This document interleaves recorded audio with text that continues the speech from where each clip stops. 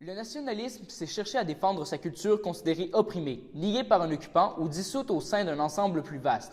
Au Québec, le mouvement du nationalisme s'est fait sentir en 1837 avec la rébellion des Patriotes et a continué plus tard avec la Révolution tranquille de 1960, les deux référendums et bon nombre de commissions. Cette série d'événements, qui sont en somme seulement les grandes lignes sur le mouvement nationaliste, prouve que dans ces années, il y avait un sentiment sincère de démarcation de nos valeurs. Cependant, après 1995, le nationalisme semble prendre moins de place dans les préoccupations quotidiennes. En effet, plus de commissions, plus de référendums et plus d'attention médiatique sur la question nationale.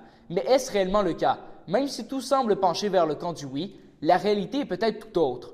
Différentes questions seront donc posées à nos deux invités. Mathieu Bocoté, chargé de cours en sociologie à l'UQAM et auteur du livre Fin de cycle, qui porte sur le désintéressement face à la question nationale, et Emmanuel Lapierre, enseignant d'histoire, ayant orienté ses recherches sur le nationalisme afin de réfléchir sur la question.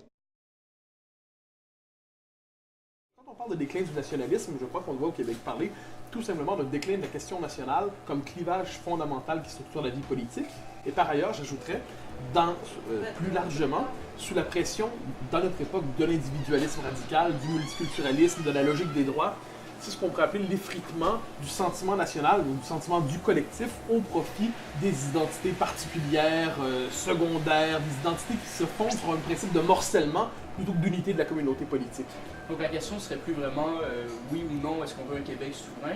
Ça serait plutôt est-ce que tu es de gauche ou est-ce que tu es de droite? Voilà, et à partir du moment où on pose cette question-là, c'est que la question nationale passionne de moins en moins. Donc la socialisation politique des jeunes générations ne s'opère plus d'abord à partir de la question nationale. Alors, tout ça ne veut pas dire qu'elle est disparue, tout ça ne veut pas dire qu'elle ne veut pas renaître, mais tout ça veut dire qu'elle n'a plus la force, l'hégémonie qu'elle avait dans de 1960, pour le dire comme ça, au début des années 2000. Pour ma part, je ne pense pas que la question nationale, oui, enfin, dans les médias, on semble montrer qu'elle suscite moins d'intérêt, mais j'en suis pas certain parce qu'il y a un malaise, il y a un mal-être, en fait, qui existe dans la société. Ce qui veut dire que cette question, en fait, nous touche énormément, peu importe ce qu'on en dit dans les journaux.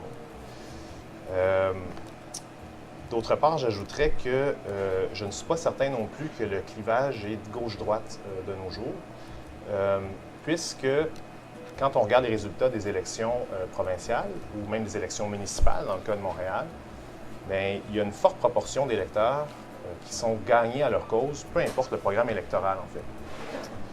Donc, par exemple, si on regarde aux dernières élections provinciales, eh bien, on sait que traditionnellement, il y a une très, très, très large portion de l'électorat non francophone qui est gagné au Parti libéral. Enfin, peu importe son programme électoral, en quelque sorte, et peu importe ses actions.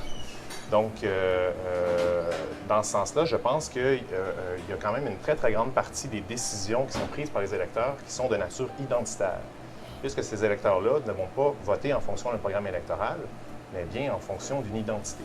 Donc, pour le Canada, contre le Québec.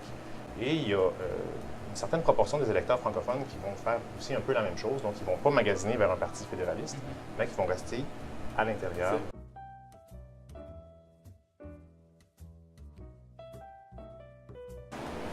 Bien, en fait, j'ai l'impression que l'idée, c'est pas que ça semble moins québécois. Au contraire, il me semble que les études qui sont sorties là-dessus ces dernières années montrent au contraire que le sentiment d'appartenance au Québec augmente en réalité. Mais il me semble en fait que ça, c'est vrai par contre qu'il y a une démission du politique en général, je dirais, en Occident en fait. C'est un phénomène qui est occidental, qui se passe aussi au Québec. Et donc, qu'il faut tenir compte de ça pour garder le moral en fait. Les Québécois ne se sentent pas moins québécois. Mais le fait de se sentir québécois porte de moins en moins des conséquences politiques. C'est-à-dire, on est dans cette situation tout à fait singulière où les Québécois, oui, se sentent québécois, mais la part revendicative, le contenu politique lié à cette identité a tendance à se dissiper. Et qu'est-ce qu'on voit à partir de là? Mais ils disent, je suis très bien québécois, d'ailleurs, je suis québécois, d'ailleurs, le Québec a tous les moyens qu'il faut pour s'émanciper.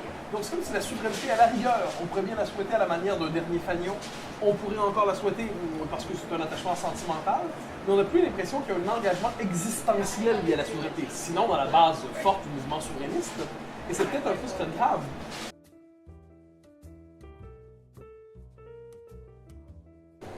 Bien, en fait, il y a beaucoup de critiques, justement, ces années-ci qui ressortent à propos du fait qu'il faut justement ramener cette idée de survivance, puisqu'on semble y replonger à pieds joints.